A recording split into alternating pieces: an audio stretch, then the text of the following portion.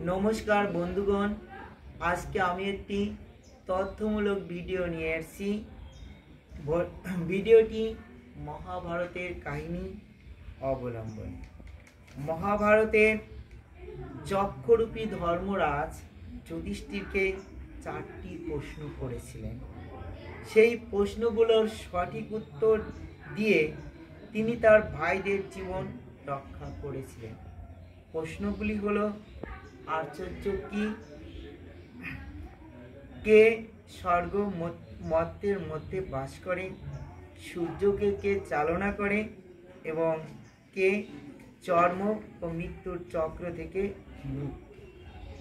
এই চারটি এই প্রশ্নগুলোর সঠিক উত্তরে যুধিষ্ঠির বলেছিলেন, आश्चर्य की प्रतिदिन मानुष तार आत्मीय स्वजन और परिजनদের मृत्यु देखेছে, तबु से निजे चिरकाल बेঁচে থাকবে বলে आशा करे।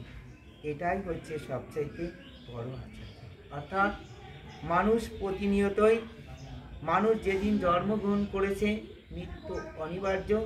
প্রত্যেকটা মানুষই প্রতিদিন তার আত্মীয় স্বজনদের মৃত্যু দেখছে, দেখেও তবু সে নিজে চিরকাল বেঁচে থাকবে বলে আশা করে। এটাই হচ্ছে সবচাইতে বড় আশ্চর্য। আর কে স্বর্গ ও মর্ত্যের মধ্যে বাস করে? সূর্য স্বর্গ মর্ত্যের মধ্যে বাস করে, যা দেবতারা বা অন্যান্য জীবেরা অনুসরণ করে। তাহলে স্বর্গ আর মর্ত্য মধ্যে বসবাস করছে কে? সূর্য। আর যেটা নাকি দেবতারা এবং অন্যান্য জীবেরা অনুসরণ করে।